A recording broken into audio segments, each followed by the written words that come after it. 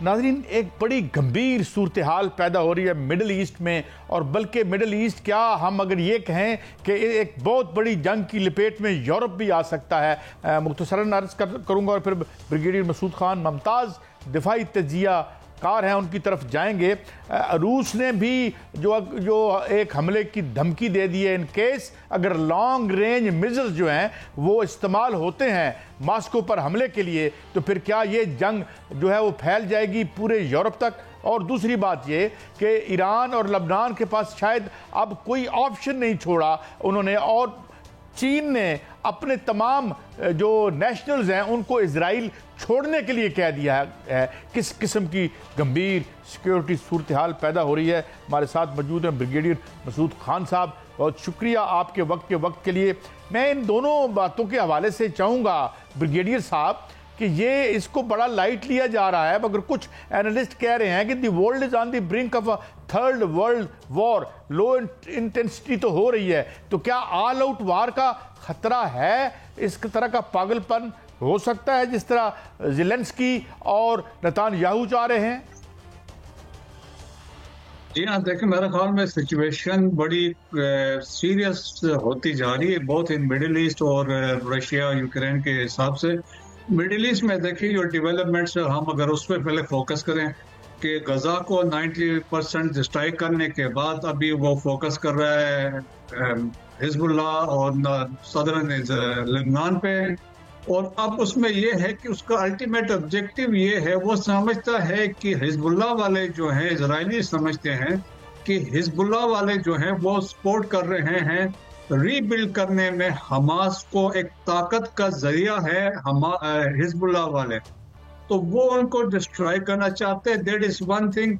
Second important चीज है उनके लिए, देखें कि उनको शिकस्त हो गई है गजा में, वो उनका ऑब्जेक्टिव था पॉलिटिकल एंड मिलिट्री विक्ट्री चाह रहे थे गजा में, दोनों में वो नाकाम हुए। होस्टेज की रिकवरी उनसे वहां पे हो नहीं सकी, तो अब उनके लिए एक विक्ट्री बड़ी इंपॉर्टेंट है नेतन्याहू के लिए, तो दैट्स वाई वो चाहते हैं यहाँ पे एक ऐसी एक एक्टिविटी करें।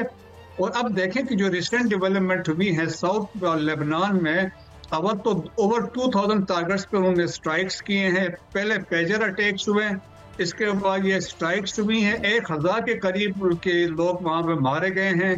2 दिन पहले एक ही दिन में 558 मारे गए थे, और ये टारगेट कर रहे हैं उनके रॉकेट लॉन्चर साइट्स पे और मिलिट्री इंस्टॉलेशन पे कर रहे हैं। जो सीरियस अभी डेवलपमेंट दरमियान में आई है कि उन्होंने कहा we are going for a ground offensive.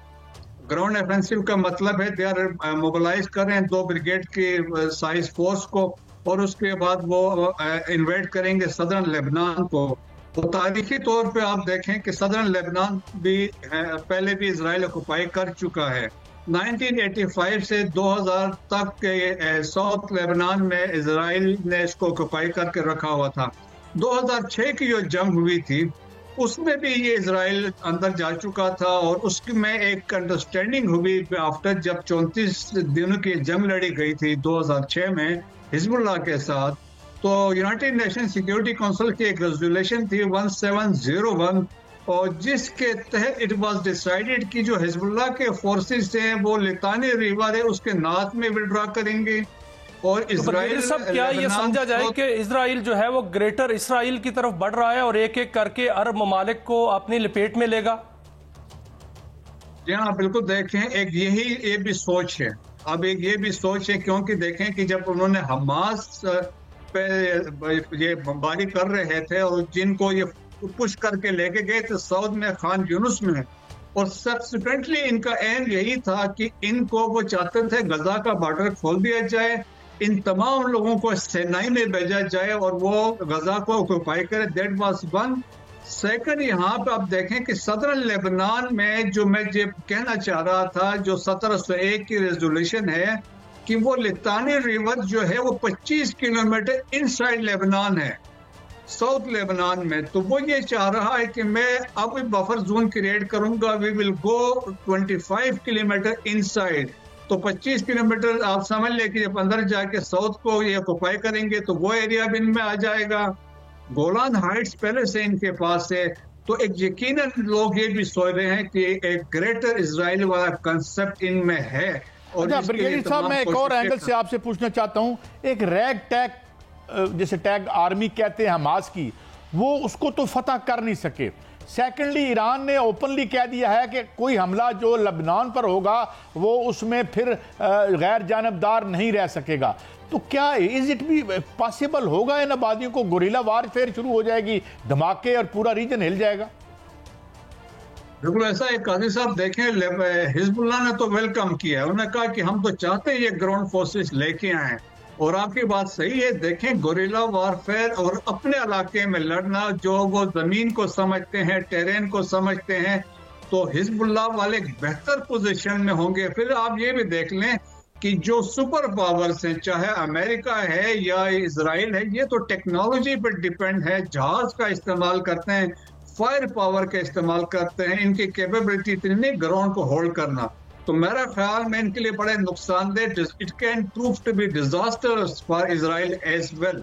तो मेरा ख्याल में ये वो अभी कई दफा सोचेगा, थोड़ा सा हो सकता है अंदर जाए, फिर फर्दर आगे ना जाए, तो उसके वो चांसेस है। फिर देखें, ये भी है जब एक्सिस ऑफ रेजिस्टेंस की बात है, अगर ये ग्राउंड इन्वेजन पे जाता है तो देखें एक तरफ से हमास, हिजबुल्लाह, और देखें इराक के अंदर जो ग्रुप्स बैठे हैं, खतीब हिजबुल्लाह है, बदर ऑर्गेनाइजेशन है, और असैफ अहले हक वहाँ पर ऑर्गेनाइजेशन है जो वहाँ से फायर कर रहे हैं, और सीरिया में अलवाइस बैठे हुए हैं और होतीस नीचे बैठे हुए हैं। तो ये सारे एक्टिव हो जाएंगे।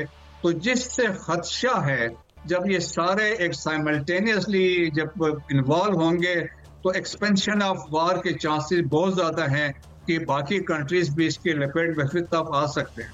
अच्छा डॉक्टर ब्रिगेडियर साहब, एक अनरिलेटेड बात मैं कर रहा हूं, ये है कि या तो सरेंडर कर दें और इजराइल जो है वो कैप्चर कर ले पूरे इलाके को, पूरे अरब वर्ल्ड को।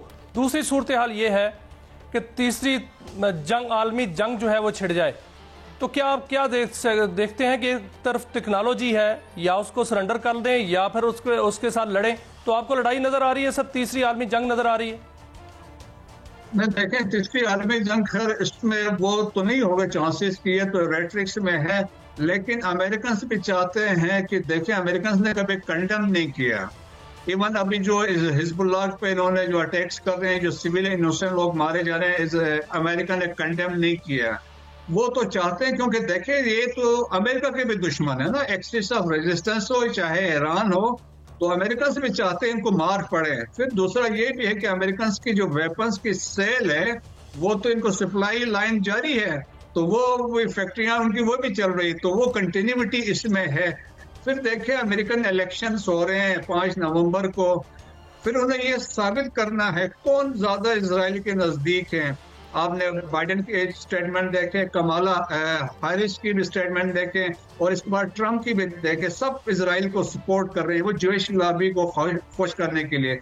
सो एक किस्म की नेशनल इंटरेस्ट की गेम इसमें आई हुई है। ब्रिगेडियर साहब, एक और अहम बात जो एक आपने बहुत बड़ी खबर दी थी मेरे पिछले प्रोग्राम में, वो ये थी कि वो जो एक हाइपरसोनिक मिसाइल इस्तेमाल किया हौसीज ने, या हौतीज जिसे हम कहते हैं, और उसका नाम नहीं लिया गया। और सेकेंडली पुतिन ने कह दिया कि वो तमाम ईरानियन प्रॉक्सीज को will arm them to the teeth, ताकि वो इधर प्रेशर उसका कम हो सके।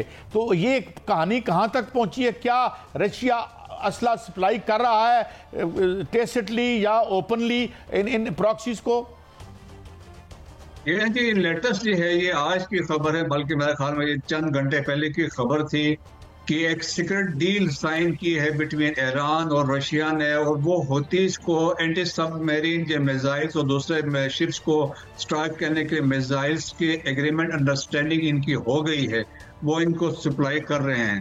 और देखिए, हौतीस भी ज्यादा पावरफुल है, उनके पास तो लॉन्ग रेंज वेपन्स और मिसाइल्स भी हैं, उनके पास एयर पावर भी है, और दूसरा जो है, तो वो मेरे ख्याल में वो फिर जो रेड सी के अंदर वो दे कैन स्ट्राइक है, और इजराइल को भी स्ट्राइक कर सकते हैं। और फिर देखें, मेरे ख्याल में कि एक सिचुएशन जिस तरीके से, और फिर हिजबुल्लाह देखें ना, हिजबुल्लाह ने तो अपनी ताकत अभी तक रिवील नहीं की है। उनके पास तकरीबन 2 लाख के करीब मिसाइल हैं, 1.5 लाख के करीब उनकी आर्मी है। तो मेरे ख्याल में ये आसान नहीं है। और जिस तरह आपने कहा ना कि हमास वाले तो रेड टेक मलेशिया थे, ये बहुत ज्यादा ऑर्गेनाइज्ड हैं।